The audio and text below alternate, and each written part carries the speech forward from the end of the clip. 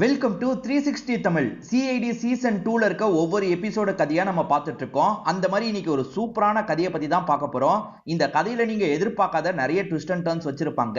நான் போட்டதிலேயே one of the best எபிசோட்னு சொல்லலாம். அந்த அளவுக்கு சூப்பரா இருக்கும். முடிஞ்சா இதை யார் பண்ணிருப்பாங்கன்றதை கெஸ் பண்ணுங்க. அந்த அளவுக்கு சேலஞ்சிங்கா இருக்கும். முதல்ல இந்த எபிசோடோட பிளாட்டை பத்தி சொல்றேன். அதாவது காட்டேஜ் ஹவுஸ்னு சொல்லுவாங்க பாத்தீங்களா, அந்த மாதிரி ஒரு இடத்துக்கு வந்து ஒரு 3 ஜோடி ஒரு சிங்கிள் பொண்ணு பார்ட்டி பண்றதுக்காக வந்திருப்பாங்க. மொத்தமா 7 பேரு, அதாவது 3 பேர் ஜோடியா இருக்காங்க, ஒரு பொண்ணு சிங்கிளா இருக்காங்க. இந்த 7 பேர்ல ஒரு ஜோடியில இருக்க ஒய்ஃப் கொல்லப்படுறாங்க. அவங்கள கொலை பண்ணது யாரு? திருடுறதுக்கு வந்தவன் கொலை பண்ணானா, இல்ல கொலை பண்றதுக்கு தான் அவன் வரவே செஞ்சானா? இந்த மாதிரி பல கேள்விகள் இருக்கு பாத்தீங்களா. கடைசியில குற்றவாளியை கண்டுபிடிச்சாங்களா இல்லையான்னு சொல்றதுதான் மீதி கதையா இருக்கும். ரொம்ப சூப்பரா இருக்கும். இந்த கதையில நிறைய திருப்பங்கள்லாம் வச்சிருப்பாங்க. உங்களுக்கு பிடிக்கும் நம்புறேன். எக்ஸ்பிளனேஷனுக்குள்ள போறதுக்கு முன்னாடி வீடியோக்கு ஒரு லைக் போடுங்க. அதே மாதிரி இந்த எக்ஸ்பிளனேஷன் பிடிச்சிருந்ததுன்னா ஐப்னு ஒரு ஆப்ஷன் இருக்கும், அதையும் கிளிக் பண்ணுங்க. மேற்கொண்டு பேசி டைம் வேஸ்ட் பண்ணாம நம்ம நேரடியா எக்ஸ்பிளனேஷனுக்குள்ள போயிடலாம். ஸ்டார்டிங் சீனே சிஐடி டீம் தகவல் தெரிஞ்ச ஒரு இடத்துக்கு வராங்க. ஒரு ஹோட்டலுக்கு தான் இவங்க வராங்க. இந்த ஹோட்டல்ல ஒரு 10 ரூம் இருக்குன்னு வச்சுக்கோங்களேன். அதுல ஒரு ரூம்ல தான் இந்த கொலை நடந்திருக்கு போல. என்ன ஏதுன்னு விசாரிக்கிறதுக்காக இவங்க வந்துட்டு இருக்காங்க. முதல்ல அந்த ரூமுக்கு தான் இவங்க நுழையிறாங்க. அந்த ரூம்ல இறந்து போயிருக்க லேடியோட பேரு மாலினி அப்படின்றது. இப்ப மாலினி எப்படி கொல்லப்பட்டிருக்க வாய்ப்பு இருக்குன்ற மாதிரிலாம் பார்த்துட்டு இருக்காங்க. கத்தி வச்சு திரும்ப திரும்ப குத்துனா எப்படி இருக்குமோ அந்த மாதிரி தான் மாலினி இறந்து போயிருக்காங்க. மொத்தமா இந்த இடத்துக்கு 7 பேர் வந்தாங்கன்னு சொன்ன பாத்தீங்களா. 6 பேர் வெளியே பார்ட்டி பண்ணிட்டு இருக்கும் போது தான் இந்த லேடியை யாரோ சாவடிச்சு வந்தவன் எதுக்காக வந்தான்னு தெரியல. ஜன்னலை உடைச்சிட்டு தான் உள்ள நுழைஞ்சிருக்கான். அப்படி உள்ள நுழைஞ்சவன் இந்த லேடியோட கதையை முடிச்சுட்டு கிளம்பி போயிருக்கான். ஜன்னல் வழியா அவன் போகும்போது ஆளுங்க பார்த்திருப்பாங்க. இத பத்திலாம் சொல்லிட்டு இருக்காங்க. சிஐடி டீம் காதுல வாங்கிக்கிட்டே ஒவ்வொரு இடமா அப்சர்வ் பண்ணிட்டு இருக்காங்க. இப்பதான் ஹஸ்பண்ட காட்டுறாங்க. இவர் பேரு விஷால் அப்படின்றது. இறந்து போன லேடியோட பேரு மாலினி, இவரோட பேரு விஷால் அப்படின்றது. இவர் நான் ஒருத்தன் ஓடி போனதா பார்த்தன்ற மாதிரிலாம் சொல்லிட்டாரு. இவர் தடுக்கிறதுக்காக பின்னாடியே போய் ஏடவிடமா ஜன்னல்ல இடிச்சிருப்பாரு. அதனால தான் இவருக்கு கொஞ்சம் காயம்லாம் ஏற்பட்டிருக்கும். ஏதாவது மிஸ் ஆச்சா அப்படின்ற மாதிரி கேக்குறாங்க. ஆமா சார், என் ஒய்ஃப் ஜுவல்லாம் கொண்டு வந்தா அதெல்லாம் அவன் தூக்கிட்டு போயிட்டான் போல. இதை தாண்டி என்னோட ஒய்ஃப் மாத்திரை அதெல்லாம் கூட தூக்கிட்டு போயிட்டான் அப்படின்ற மாதிரி சொல்லிட்டு இருக்காரு. அதாவது அவன் ஜுவல்ல தான் எடுக்கிறதுக்கு வந்திருக்கான், ஆனா தெரியாதனமா மாத்திரை எல்லாம் தூக்கிட்டு போயிட்டான் போல. இத பத்திலாம் விஷால் சொல்லிட்டு இருக்காரு. இந்த ஹோட்டலை பொறுத்த வரைக்கும் லான் ஏரியா இருக்கு பாத்தீங்களா, ரொம்ப பெருசா இருக்கும். அந்த இடத்துல உட்கார்ந்த மாதிரி தான் இவங்க எல்லாருமே ஃபன் பண்ணிட்டு இருந்திருப்பாங்க. சரி, அங்க இருக்க எல்லார்கிட்டயும் பேசலான்ற மாதிரி சிஐடி டீமை சேர்ந்தவங்க அந்த இடத்துக்கு வந்துடுறாங்க. அங்க 2 ஜோடி இருக்காங்க. இதை தாண்டி சிங்கிள் பொண்ணு இருக்காங்க. சிங்கிள் பொண்ணுக்கு மட்டும் நான் பேர் கொடுத்துறேன். அந்த பொண்ணோட பேரு காவியான்னு வச்சுக்கோங்க. இதை தாண்டி 2 ஜோடி இருக்காங்கன்னு மட்டும் நீங்க ஃபிக்ஸ் ஆயிக்கோங்க. பேரெல்லாம் தேவை கிடையாது. நான் தேவைப்படும் போது உங்களுக்கு நான் சொல்றேன். இந்த கெட் டுகெதர் பார்ட்டியை பிளான் பண்ணது யாருன்ற மாதிரி கேக்குறாங்க. அதுக்கு இவங்க எல்லாருமே என்ன சொல்றாங்கன்னா, எல்லாருமே சேர்ந்து டிஸ்கஸ் பண்ணி தான் முடிவு பண்ணோன்ற மாதிரி சொல்றாங்க. அதாவது ஃப்ரெண்ட்ஸ் அப்பப்ப மீட் பண்ணிப்பாங்க போல. ஒய்ஃபுங்க பெரும்பாலும் வரமாட்டாங்க. நம்ம ஒய்ஃபுங்களோட மீட் பண்ணி பார்ட்டி பண்ணா என்னன்ற மாதிரிலாம் எல்லாருமே சேர்ந்து டிஸ்கஸ் பண்ணிருப்பாங்க. குரூப் மாதிரிலாம் ஆரம்பிச்சு அதுல டிஸ்கஸ் பண்ணிருப்பாங்க. சரி, வரலான்ற மாதிரி தான் இந்த இடத்துக்கு வந்திருப்பாங்க. பர்டிகுலரா யாருமே இந்த பிளானை முன்னெடுக்கல அப்படின்ற மாதிரிலாம் சொல்லிட்டு இருக்காங்க. சரி, நேத்து நைட் என்ன நடந்தது சொல்லுங்கன்ற மாதிரி கேக்குறாங்க. இவங்களுமே நடந்த விஷயத்த சொல்ல ஆரம்பிக்கிறாங்க. எல்லாருமே சேர்ந்த மாதிரி ஜாலியா பார்ட்டி பண்ணிட்டு இருக்காங்க. ஆக்சுவலா ஒய்ஃப கூப்பிடலாம் நினைக்கிறாரு. ஒய்ஃப் கொஞ்சம் உடம்புக்கு முடியல, நான் ரெஸ்ட் எடுக்கிறேன்னு சொல்லியிருப்பாங்க. விஷால் சரின்ற மாதிரி பேசியிருப்பாரு. வாசல்ல வச்சு அவங்க கிட்ட பேசிட்டு தான் ஃப்ரெண்ட்ஸ் கிட்ட வந்திருப்பாரு. அவளால வர முடியல அப்படின்ற மாதிரிலாம் ஃப்ரெண்ட்ஸ் கிட்ட சொல்லியிருப்பாரு. திடீர்னு பார்த்தா அவங்க கத்துற மாதிரி சவுண்ட் கேக்குது. கொஞ்ச நேரத்திலேயே சவுண்ட் கேட்டிருக்கோம். என்ன ஏதுன்னு பாக்குறதுக்காக விஷால் முன்னாடி ஓடி வந்துட்டு இருக்காரு. ஃப்ரெண்ட்ஸ் எல்லாம் பின்னாடி ஓடி வந்துட்டு இருக்காங்க. இப்ப அந்த காட்டேஜ் ரூம்குள்ள நுழைஞ்சு பாக்குறவங்க ஷாக் ஆயிடுறாங்க. மாலினி அந்த இடத்துல கொல்லப்பட்டிருக்காங்க. யாரோ கொலை பண்ணிட்டு இப்பதான் போயிருக்காங்க போல அப்படின்ற மாதிரிலாம் யோசிச்சுட்டு இருக்காங்க. அப்ப ஜன்னல் வழியா ஒருத்தன் ஓடுற மாதிரி இந்த விஷாலுக்கு தெரியுது. யாரோ ஓடுறான் அப்படின்ற மாதிரி இவரும் வேகமா அந்த இடத்துக்கு வராரு. இவர் வேகமா போகும்போது அங்க இருக்க கண்ணாடியில தெரியாதனமா இடிச்சிடுறாரு. அதனால விஷாலுக்கு லைட்டா அடிபட்டுது. விஷால் உட்காரு அப்படின்ற மாதிரி இவங்க 2 பேர் உட்கார வைக்கிறாங்க. நாங்க 2 பேர் போய் பாக்குறோம்ன்ற மாதிரி சொல்லிட்டாங்க. மீதி 2 ஜோடி இருக்காங்கல்ல, அந்த ஜோடிகளோட ஹஸ்பண்ட் தான் வெளியே போய் செக் பண்ணலாம் நினைக்கிறாங்க. இப்ப 2 பேர் இருக்கிறதுனால ஸ்பிளிட் ஆன மாதிரி தேடி எல்லாம் பார்த்துட்டு இருக்காங்க. என்னதான் இவங்க தேடி பார்த்தாலும் யாரையும் இவங்களால பார்க்க முடியல போல. யாருமே கண்ணுக்கு தட்டுப்படல அப்படின்ற மாதிரிலாம் கொஞ்ச நேரத்துல உள்ள வந்து சொல்லிட்டு இருக்காங்க. இந்த இடத்துக்கு மேனேஜர் மாதிரி இருப்பாரு பாத்தீங்களா, அவரும் இந்த இடத்துக்கு சவுண்ட் கேட்டு வராரு. என்னாச்சு ஏதாச்சு அப்படின்ற மாதிரிலாம் கேட்டிருப்பாரு. இது வரைக்கும் கேட்டு முடிச்ச தயா இருக்காரு பாத்தீங்களா, இப்ப இவங்க கிட்ட கொஞ்சம் சந்தேகப்படுற மாதிரிலாம் கேள்வி கேட்கிறாரு. அதாவது அந்த மாலினிக்கும் உங்களுக்கும் பழக்கம் எப்படி, நீங்க க்ளோஸா அப்படின்ற மாதிரிலாம் கேட்கிறாரு. ஏன்னா இவங்கள யாருக்காவது மோட்டிவ் இருக்கலாம்ல, அதனால தான் இந்த மாதிரி ஒரு கேள்வியை கேட்கிறாரு. இப்பதான் இவங்க ஒரு விஷயத்த சொல்லிட்டாங்க. சார், மாலினியை நேத்து தான் நாங்க ஃபர்ஸ்ட் டைமா பார்க்கவே செஞ்சோம். எங்களுக்கு மாலினியை தெரியவே தெரியாதுன்னு சொல்லிட்டாங்க. காரணம் விஷால் தான் எங்க கூட சேர்ந்து படிச்சான், மாலினியை பத்தி எங்களுக்கு தெரியவே தெரியாதுன்ற மாதிரி சொல்லிட்டாங்க. அதெல்லாம் ரைட்டுங்க, எப்படியும் கல்யாணத்தை அன்னைக்காவது பார்த்திருப்பீங்கல்ல அப்படின்ற மாதிரி கேக்குறாங்க.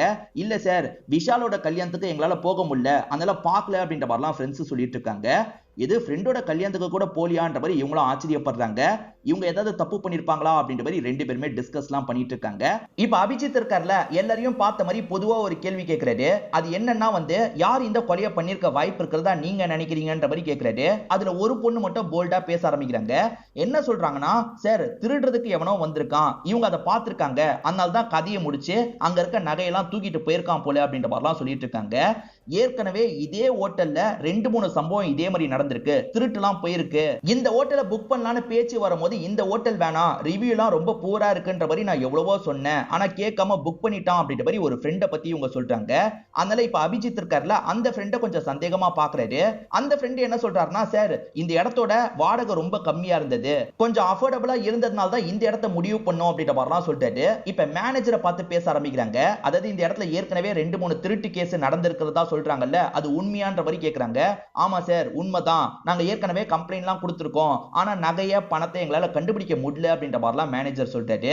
அதாவது ஏற்கனவே இங்க இருக்கவங்களோட பொருள்லாம் யாரோ திருடி இருக்காங்க போல, ஆனா இதுக்கு முன்னாடி கொலை நடந்திருக்காது, இப்ப கொலை நடந்திருக்கு. சோ நீங்க பாதுகாப்பாலாம் இருக்க மாட்டீங்களா அப்படின்ற மாதிரி மேனேஜரை திட்டுறாங்க. சிசிடிவியும் மேனேஜர் இல்லன்னு சொல்லிட்டாரு. இவ்வளவு நடந்ததுக்கு அப்புறம் சிசிடிவி கூட வைக்க மாட்டீங்களா அப்படின்ற மாதிரிலாம் திட்டிட்டு இருக்காங்க. இப்ப அபிஜித்துக்கும் தயாக்கும் பயங்கர குழப்பம் இருக்கு. அது என்னன்னு பாத்தீங்கன்னா, திருடங்க திருடுறதுக்காக கொலை பண்ணாங்களா, அப்படி இல்லைன்னா கொலை பண்றதுக்காக தான் வரவே செஞ்சாங்களா அப்படின்ற மாதிரி கேள்வி இருக்கு. திருடன் யாராவது வெளிய இருந்து உள்ள வர முடியுமா, இல்ல இங்க இருக்க யாரோ ஒருத்தர் தான் பண்ணிருக்க முடியுமா, அதை முதல்ல கண்டுபிடிக்கணும்ன்ற மாதிரிலாம் இவங்க பேசுறாங்க. இப்ப தேடுறதுக்காக சுத்தி முத்தி கிளம்ப ஆரம்பிக்கிறாங்க. அப்படியே கட் பண்ணி செக் பண்ணிட்டு இருக்க பூர்வியை நமக்கு காட்டுறாங்க. இப்ப பூர்வி செக் பண்ணிட்டு இருக்கும் போது அந்த மாலினி கையில பசை மாதிரி ஏதோ தென்படுது. அதாவது கம் இருக்கு பாத்தீங்களா, அதே மாதிரி ஏதோ தென்படுது. இவங்க கையில என்ன கம் மாதிரி ஏதோ இருக்குன்ற மாதிரிலாம் பக்கத்துல இருக்க பங்கஜி கிட்ட சொல்லிட்டு இருக்காங்க. சரி சாம்பிள் மாதிரி எடுத்துக்கோ, நம்ம அங்க கொண்டு போய் என்ன ஏதுன்றதை செக் பண்ணலான்ற மாதிரி சொல்லிட்டாரு. சரின்ற மாதிரி இவங்களுமே சாம்பிள் மாதிரி கலெக்ட் பண்ணிட்டு இருக்காங்க. இப்ப தயாவும் ஜன்னலுக்கு பக்கத்துல செக் பண்ணிட்டாரு. அந்த இடத்துல யாரோ நடந்து போன மாதிரி ஷூவோட தடம் இருக்கு. அந்த தடத்தை பார்த்து வச்சுக்கிறாரு.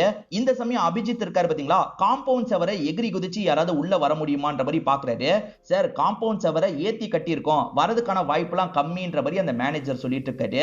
இப்ப தயாக்கு ஏசிபி கிட்ட இருந்து கால் வருது. என்னாச்சு தயா, ஏதாவது தெரிஞ்சதா அப்படின்ற மாதிரி கேக்குறாரு. இல்ல சார் இன்னும் தெரியல, வெளிய இருந்து எவனாவது வந்திருப்பானான்ற மாதிரி யோசிக்கிறோன்ற மாதிரி சொல்லிட்டாரு. வெளிய இருந்து யாராவது வந்திருக்கணும்னு அவசியம் இல்ல, இங்க மத்த ரூம்ஸ் இருக்குல்ல, அங்க இருக்கிற யாராவது கூட பண்ணிருக்கலாம், நீங்க அந்த ஆங்கிளையும் யோசிச்சு பாருங்கன்ற மாதிரி ஏசிபி சொல்லிட்டாரு.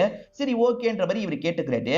அந்த ரூமோட ஜன்னலுக்கு பக்கத்துல ஒரு ஆணி இருக்கும். அந்த ஆணில லைட்டா சட்டை மாட்டி கிழிஞ்சிருக்கிறதை இவர் கவனிக்கிறாரு. அந்த சட்டையை எடுத்து பாக்குறாரு. கண்டிப்பா கிழிச்சு அவன் கையில ரத்தமே வந்திருக்கோன்ற மாதிரிலாம் யோசிச்சுட்டு இருக்காரு. அப்ப அபிஜித் இந்த இடத்துக்கு வந்துடுறாரு. என்னாச்சு தயான்னு கேக்குறாரு. ஒரு சட்டையோட பீஸ் கிடைச்சிருக்கு, அதே மாதிரி இங்க யாரோ ஷூவை வச்சு நின்ன மாதிரி கால் தடம் கிடைச்சிருக்கு அப்படின்ற மாதிரிலாம் சொல்லிட்டு இருக்காரு. அபிஜித் என்ன சொல்றாருன்னா, யாரும் உள்ள வந்திருக்க வாய்ப்பு இல்ல, ஏன்னா திருடு போனதுக்கு அப்புறம் காம்பவுண்ட் செவரை மட்டும் கொஞ்சம் ஏத்தி கட்டியிருக்காங்க. காம்பவுண்ட் செவரை எகிரி குதிச்சு வரதெல்லாம் ரொம்ப கஷ்டம், வெளியாளி யாரும் உள்ள வரல அப்படின்ற மாதிரிலாம் சொல்லிட்டு இருக்காரு. அப்ப உள்ள இருக்க யாரோ தான் இந்த விஷயத்த பண்ணிருக்காங்க. மத்த ரூம்ல இருக்கவங்க கிட்ட விசாரிச்சா என்ன, ஏன்னா மாலினி கத்தும் போது அவங்க எல்லாருமே வெளியே தான் இருந்திருக்காங்க, அவங்கள யாரும் சம்பந்தப்பட்டிருக்க வாய்ப்பு இல்ல, மத்த ரூம்ல இருக்க யாரோ ஒருத்தர் தான் சம்பந்தப்பட்டிருக்காங்க, எல்லா ரூமையும் செக் பண்ணி பார்க்கலாம் அப்படின்ற மாதிரி யோசிக்கிறாங்க. மொத்தம் ஒரு 4 ரூம்ல மட்டும் ஆளுங்க இருக்காங்க போல. அந்த ரூம் எல்லாம் செக் பண்ணலாம்ன்ற மாதிரி இவங்களும் ஒவ்வொரு ரூமா செக் பண்றதுக்காக வராங்க. தப்பா எடுத்துக்காதீங்க, பக்கத்துல ஒரு மர்டர் நடந்திருக்கு, அது விஷயமா நாங்க கொஞ்சம் செக் பண்ணோம் அப்படின்ற மாதிரி பர்மிஷன்லாம் வாங்கி செக் பண்றாங்க. தயா சில ரூமை செக் பண்ணிட்டாரு, அபிஜித் சில ரூமை செக் பண்ணிட்டாரு. அந்த மாதிரி அபிஜித் செக் பண்றதுக்காக வராருல, அங்க பிரெக்னன்ட் ஆன மாதிரி, அதாவது நிறை மாத கர்ப்பிணியான மாதிரி ஒரு ஒய்ஃப் இருக்காங்க. டிஸ்டர்ப் பண்றதுக்கு மன்னிச்சிருங்க, கொஞ்சோண்டு நேரம் செக் பண்ணிக்கிறேன் அப்படின்ற மாதிரி இந்த இடத்துல செக்லாம் பண்ணிட்டு இருக்காரு. இப்ப அபிஜித் சைடு செக் பண்ணிட்டு இருக்கிறத நமக்கு காட்டுறாங்க. அபிஜித் ஷூவெல்லாம் குறிப்பா செக் பண்ணிட்டாரு. எந்த ஷூல மண்ணு ஒட்டிட்டு இருக்குன்றதெல்லாம் செக் பண்ணிட்டாரு. ஏன்னா தயா ஒரு இடத்துல பார்த்தாருல, அந்த மண்ணு கொஞ்சம் வித்தியாசமா இருக்கும், அந்த மாதிரிலாம் செக் பண்ணி பார்த்துட்டு இருக்காரு. அப்படி செக் பண்ணி பார்க்கும்போது ஒருத்தர் மேல டவுட் வருது. அந்த நபரோட பேரு மனிஷ் அப்படின்றது. மனிஷும் ஒய்ஃபு கூட தான் இந்த இடத்துக்கு வந்திருக்காரு. ஆனா மண்ணு ஒட்டிட்டு இருக்கு. மண்ணு ஒட்டிட்டு இருக்கிறதுனால இப்ப அபிஜித் இருக்காருல, இவரை கொஞ்சம் சந்தேகமா பாக்குறாரு. உங்க கையை கொஞ்சம் காட்டுங்க அப்படின்ற மாதிரி கையை பாக்குறாரு. ஏன்னா அவன் ஓடும் போது சட்டை கிழிச்சு கை கிழிச்சிருக்கோன்ற மாதிரி இவங்க யோசிச்சாங்க பாத்தீங்களா, அதே மாதிரி இந்த மனிஷோட கையில ரத்தம்லாம் வந்திருக்கு. அந்த ரத்தத்தை அவர் மறைச்சு வச்சிருக்கிறது தெரியுது. சோ இவங்கிட்ட தான் அந்த ஷர்ட் இருக்க வாய்ப்பு இருக்கு, நல்லா தேடி பார்க்கலாம் அப்படின்ற மாதிரி அபிஜித் நல்லா தேடி பார்க்கறாரு. அப்படி தேடி பார்க்கும்போது அந்த ஷர்ட்டும் கிடைச்சிருது. அந்த ஷர்ட்ல கரெக்டா அந்த பகுதி மட்டும் கிழிஞ்சிருக்கு. சோ கண்டிப்பா நைட் நிறைய அந்த பகுதிக்கு போயிருக்கான் அப்படின்றது தெரிஞ்சிருது. இதெல்லாம் தெரிஞ்சு விசாரணை பண்ணிட்டு இருக்கும்போது அந்த மனிஷ்க்கு செம்மையா பயம் வந்துருது. அந்த மனிஷ் இருக்கார்ல, இங்க இருந்து தெரிச்சு ஓடுறாரு. அபிஜித் பின்னாடியே துரத்திட்டு வந்துட்டு இருக்காரு. அதே மாதிரி மத்த ஆளுங்க இருக்காங்கல்ல, இந்த மனிஷை லாக் பண்ணிடுறாங்க. எங்கடா ஓட பாக்குற அப்படின்ற மாதிரி இவனை போட்டு அடி அடி நடிக்கிறாங்க. நீ தானே இந்த கொலையை பண்ண, நகையெல்லாம் எங்க வச்சிருக்க, எதுக்காக இந்த விஷயத்த பண்ணன்னு கேக்குறாங்க. சத்தியமா நான் கொலை பண்ணல, அவங்கள பொறுத்த வரைக்கும் நான் டிடெக்டிவா வேலை பார்த்தேன்னு சொல்றான். என்னடா சொல்ற அப்படின்ற மாதிரி கேக்குறாங்க. சார், அந்த மாலினி மேடத்துக்காக நான் சில வேலைலாம் பண்ணிருக்கேன் சார். அதாவது ஹஸ்பண்டோட ஃப்ரெண்ட்ஸ் எல்லாரையும் வாட்ச் பண்ண சொன்னாங்க, நான் வாட்ச் பண்ணேன். அதே மாதிரி அவங்களுக்கே தெரியாம அவங்க போன்ல சில ஆப் எல்லாம் ஏத்த சொன்னாங்க, அதையும் ஏத்துனேன். இந்த மாதிரி நிறைய வேலைலாம் நான் பண்ணிருக்கேன் சார். அவங்க இங்க வரதா முடிவு பண்ணோன்னு எனக்குமே ஒரு ரூமை புக் பண்ணிட்டாங்க சார். அவங்க காசுல தான் நான் இந்த இடத்துக்கு வந்தேன்ற மாதிரி சொல்லிட்டாரு. அதான பார்த்தேன், நீயாவது கூட்டு வரதாவது அப்படின்ற மாதிரி ஒய்ஃபை இவரை திட்டிட்டு இருக்காங்க. கொஞ்சம் அமைதியா இருங்கன்ற மாதிரி மேற்கொண்டு மனிஷ் கிட்ட கேக்குறாங்க. மனிஷ் என்ன சொல்றாருன்னா, இங்க நடுவுல நைட்டு மீட் பண்ணி பேசலான்ற மாதிரி சொன்னாங்க சார். அவங்கள பார்த்து பேசுறதுக்காக தான் அந்த இடத்துக்கு போனேன். ஆனா நான் போறதுக்குள்ள அவங்க இறந்து போயிட்டாங்க அப்படின்ற மாதிரிலாம் சொல்லிட்டாரு. பொய் சொல்லாத, ஏமாத்தாத அப்படின்ற மாதிரி சொல்றாங்க. சார், நான் உண்மையாலேயே அவங்களுக்காக வேலை பார்த்தேன் சார். வேணா என்னோட அக்கௌண்ட் டீடைல் எல்லாம் செக் பண்ணுங்க, அவங்க எனக்கு காசெல்லாம் போட்டிருப்பாங்க அப்படின்ற மாதிரி இவன் சொல்றான். சரி, நேத்து நைட்டு நடந்ததை சொல்லுன்னு கேட்கும்போது இவனுமே நடந்த விஷயத்த சொல்றான். மாலினி வரலன்னு சொல்றாங்க போல. விஷாலுமே சரி உள்ள போய் ரெஸ்ட் எடு அப்படின்ற மாதிரி இவங்க கிட்ட சொல்லிட்டு ஃப்ரெண்ட்ஸ் கிட்ட ஃபன் பண்றதுக்காக கிளம்பிடுவாரு. இது எல்லாத்தையுமே இந்த மனிஷ தள்ளி இருந்து கவனிக்கிறாரு. சரி, கொஞ்ச நேரம் கழிச்சு சைலண்டா உள்ள நுழைஞ்சிடலான்ற மாதிரி யோசிச்சிருப்பாரு. ஆக்சுவலா இவர் ஜன்னலை உடைச்சலாம் நுழைஞ்சிருக்க மாட்டாரு. இவர் போகும்போதே ஜன்னல் உடைஞ்சிருக்கும், உள்ள அவங்க இறந்து போயிருப்பாங்க. இத பாக்குற மனிஷ்க்கு தூக்கி வாரி போட்டுது. ஏற்கனவே மாலினியை யாரோ சாவடிச்சிட்டாங்கன்ற மாதிரி பயந்து ஓடி இருப்பாரு. அப்பதான் தெரியாதனமா அந்த இடத்துல ஷர்ட் கிழிஞ்சிருக்கும். இப்ப சிஐடி டீமுக்கு ஒரு விஷயம் தெரிஞ்சிருது. இறந்து போன மாலினி இருக்காங்க பாத்தீங்களா, விஷாலோட ஃப்ரெண்ட்ஸ் எல்லாம் ஸ்பை பண்ண வச்சிருக்காங்கன்னு தெரிய வருது. அதாவது அவங்க பண்ற ஆக்டிவிட்டி எல்லாம் எனக்கு அப்டேட் பண்ணு, அதே மாதிரி அவங்க போன்ல சில ஆப்பை இன்ஸ்டால் பண்றதுக்கு ஹெல்ப் பண்ணு அப்படின்ற மாதிரிலாம் சொல்லியிருப்பாங்க போல. இந்த மனிஷ் பண்ணி தந்திருப்பான். எதுக்காக ஸ்பை பண்ணிருக்காங்க, அவங்கள பத்தின ரகசியத்தை எல்லாம் தெரிஞ்சுக்கிறதுக்காக தான் ஸ்பை பண்ணிருக்காங்க. அவங்களோட லேப்டாப் எடுத்து செக் பண்ணுங்க, அவங்க எதையாவது டெலீட் பண்ணியிருந்தா அதை நம்ம ரெட்ரீவ் பண்ணோம், அதுக்கான வேலையை பண்ணுங்கன்ற மாதிரிலாம் ஏசிபி சொல்லிட்டாரு. கண்டிப்பா திருட்டுக்காக நடக்கல, வேற ஏதோ ஒரு விஷயத்துக்காக தான் இந்த கொலை நடந்திருக்கு அப்படின்ற மாதிரிலாம் சொல்லிட்டாரு. இப்ப பூர்வி இருக்காங்க பாத்தீங்களா, அவங்க சிஸ்டத்தெல்லாம் நல்லா யூஸ் பண்ணி பாக்குறாங்க. அப்ப சில ஃபோல்டர்ஸ் இருக்கு. அந்த ஃபோல்டர்ஸ்ல வந்து அந்த விஷாலோட ஒவ்வொரு ஃப்ரெண்ட்ஸோட பேரும் போட்டிருக்கு. அதுக்குள்ள போய் பார்க்கலாம்னு பார்த்தா உள்ள ஃபைல் மட்டும் டெலீட் ஆயிருக்கு. ரீசெண்டா யாரோ டெலீட் பண்ணிருக்காங்க. ஒருவேளை இந்த ஃபைலுக்காக தான் இந்த கொலை நடந்திருக்கு போல. அந்த ஃபைலை எப்படியாவது ரெட்ரீவ் பண்ணி எடுத்துடணும் அப்படின்ற மாதிரிலாம் இவங்க யோசிச்சுட்டு இருக்காங்க. உடனே எடுக்க முடியாது பங்கஜ், எப்படியும் ஒரு 2-3 நாள் ஆகும்ன்ற மாதிரி சொல்லிட்டாங்க. சீக்கிரமா எடுன்ற மாதிரி பங்கஜுமே இந்த இடத்துல சொல்றாரு. ஒரு ஸ்டேஜ்ல அந்த ஃபைலை எடுத்துறாங்க. இப்ப சம்பந்தப்பட்ட எல்லா ஃப்ரெண்ட்ஸையும் இந்த இடத்துக்கு வர வச்சிடுறாங்க. எல்லாருமே ஒவ்வொரு தப்பு பண்ணிருப்பாங்க. உதாரணத்துக்கு இவங்க வேலை பார்க்குற கம்பெனில இருக்க பாஸை கொஞ்சம் கொஞ்சமா இவங்க ஏமாத்துவாங்க. ஏமாத்துற எல்லாமே இவங்க போன்ல இருக்கும் பாத்தீங்களா, போனை மிரர் பண்ணி அந்த மாலினி என்ன பண்ணிருப்பாங்கன்னா இவங்க ஏமாத்துற எல்லா விஷயத்தையுமே எடுத்து வச்சிருப்பாங்க. அப்படி எடுத்து வச்ச மாலினி இருக்காங்கல்ல, நீங்க என்னோட ஹஸ்பண்ட் கிட்ட இதுக்கப்புறம் மோசமா நடந்துக்கிட்டீங்க, இது எல்லாத்தையும் வெளியே விட்டுருவன்ற மாதிரிலாம் இவங்க எல்லாரையும் பிளாக்மெயில் பண்ணிருப்பாங்க. அதனால நீங்க எல்லாருமே சேர்ந்த மாதிரி சாவடிச்சிருக்கீங்க அப்படிதானே அப்படின்ற மாதிரிலாம் எட்டு கேட்கிறாரு. சார், சத்தியமா நான் சாவடிக்கலன்ற மாதிரி எல்லாருமே தனித்தனியா இந்த இடத்துல சொல்லிட்டு இருக்காங்க. எதனால மாலினி மிரட்டினாங்கன்றது இப்பதான் தெரிய வருது. ஆக்சுவலா காலேஜ் இவங்க எல்லாம் சேர்ந்து படிச்சாங்கல்ல, அப்ப எல்லாருமே சேர்ந்த மாதிரி விஷால பயங்கரமா ஓட்டுவாங்க. பலோன்னு சொல்லுவாங்கல்ல, அந்த மாதிரி கேரக்டரா விஷால் இருப்பாரு, அதனால ஓட்டி இருப்பாங்க. விஷாலு கல்யாணம் முடிஞ்சதுக்கு அப்புறம் ஒய்ஃப் கிட்ட ஃபீலிங்கா இதெல்லாம் சொல்லியிருப்பாரு. காலேஜ் டைம்ல என்ன பயங்கரமா கிண்டல் பண்ணுவாங்க பாரு, என்னோட கல்யாணத்துக்கு கூட வரலன்ற மாதிரிலாம் புலம்பி இருப்பாரு. சோ ஹஸ்பண்டை கிண்டல் பண்ணவங்கள நம்ம ஏதாவது பண்ணணும்ன்ற மாதிரி ஒய்ஃப் யோசிச்சிருப்பாங்க. அதனால தான் ஒரு டிடெக்டிவை வச்சு இவங்க சம்பந்தப்பட்ட எல்லா ரகசியத்தையும் எடுக்கணும், அதை வச்சு நம்ம மிரட்டி ஹஸ்பண்ட் கிட்ட பணிய வைக்கணும்ன்ற மாதிரிலாம் யோசிச்சிருப்பாங்க. ஹஸ்பண்ட் நல்லதுக்காக தான் இந்த விஷயத்தை ஒய்ஃப் பண்ணிருக்காங்க. என்னைக்கு மாலினி கிட்ட அந்த ரகசியம் எல்லாம் போச்சோ அப்பத்துல இருந்து இந்த ஃப்ரெண்ட்ஸ் எல்லாருமே செம்ம பயத்துல இருப்பாங்க. அவ என்னைக்காவது வெளியே சொல்லிட்டா என்ன பண்றது, அவ சொல்ல மாட்டேன் என் ஹஸ்பண்ட் கிட்ட ஒழுங்கா நடந்துக்கோங்கன்னு சொல்றா, ஆனா மனசு மாதிரி வெளியே விட்டுட்டானா நம்ம லைஃபே காலி ஆயிடும், அதுக்கு முன்னாடி அவளை ஏதாவது பண்ணணும் அப்படின்ற மாதிரி யோசிக்க ஆரம்பிச்சிருப்பாங்க. நீங்க அப்படிதானே யோசிக்க ஆரம்பிச்சீங்கன்னு எட்டு கேக்குறாரு. ஆனா இவங்க இருக்காங்கல்ல, சார் அந்த மாதிரிலாம் நாங்க யோசிக்கல சார் அப்படின்ற மாதிரி சொல்லிட்டாங்க. இல்ல நீங்க அப்படிதான் யோசிச்சிருக்கீங்க, அதனால தான் இந்த கெட் டுகெதர் பிளானையே போட்டிருக்கீங்க.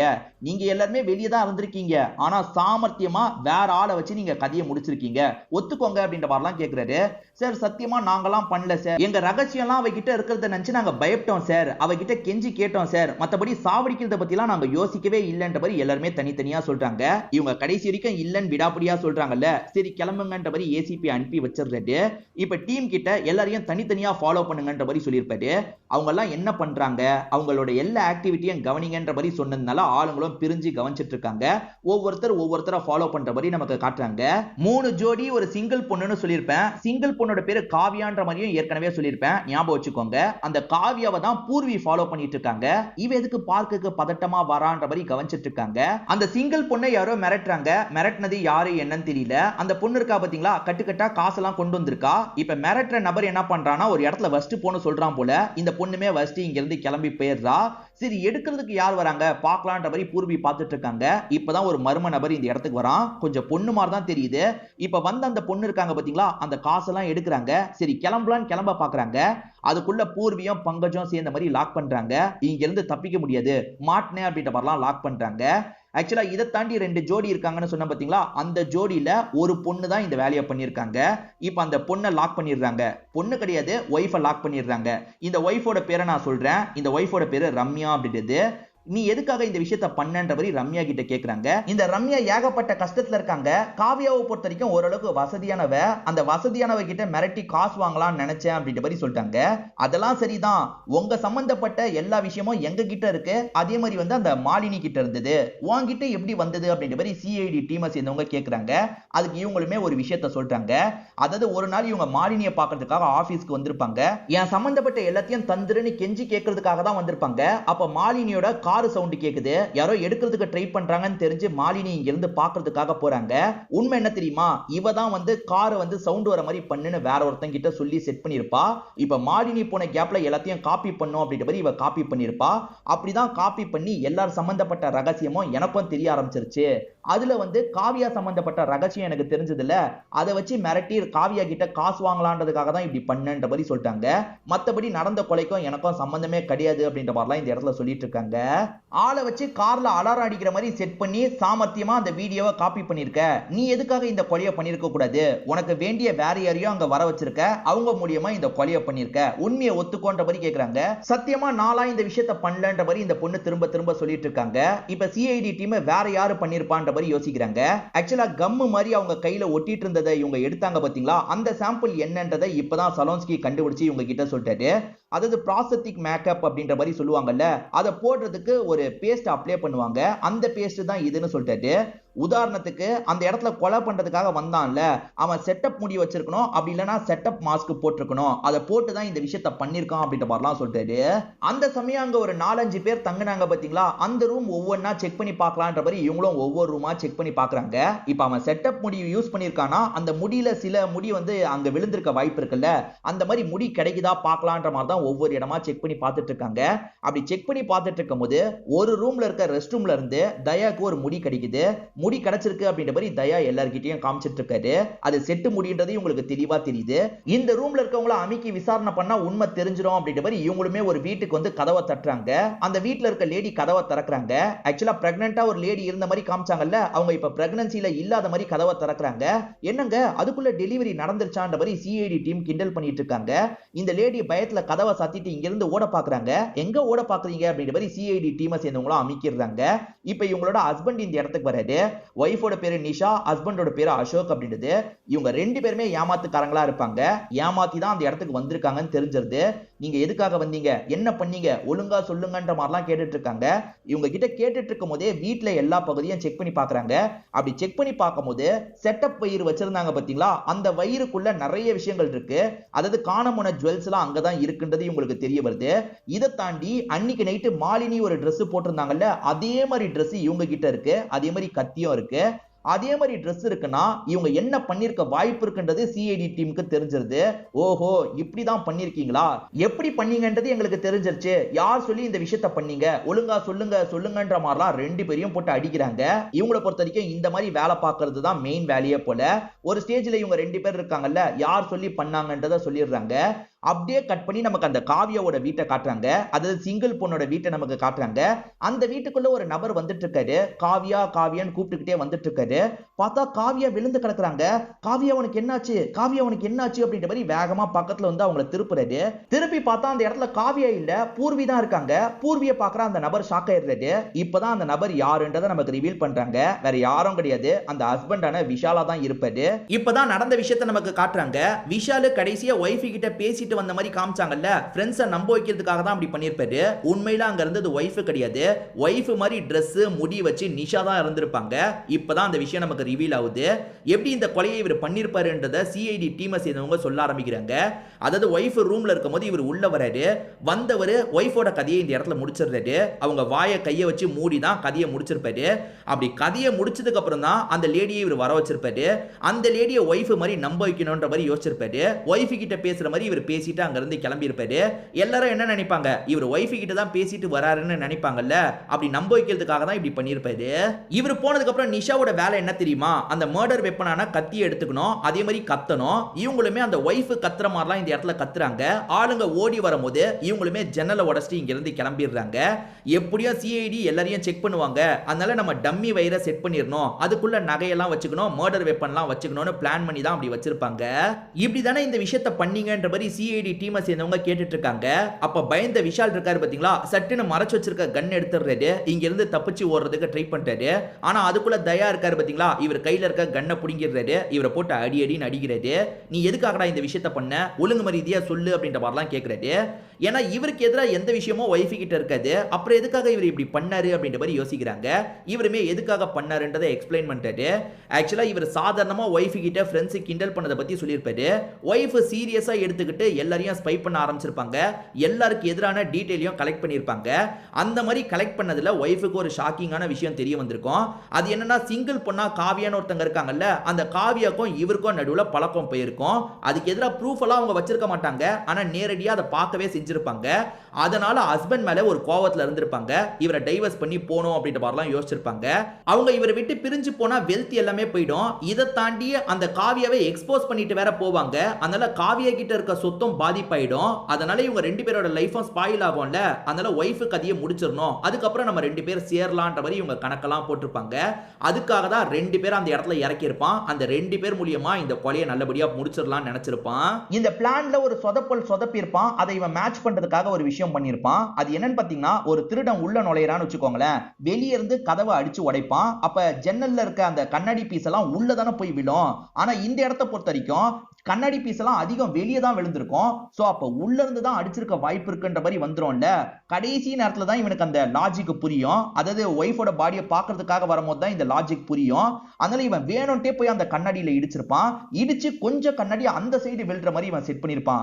அதுக்கு முன்னாடி கண்ணாடி முழுக்கவே ரூம்குள்ள தான் விழுந்திருக்கும். சிஐடி பார்த்தாங்கன்னா கண்டிப்பா கண்டுபிடிச்சிருவாங்கல்ல.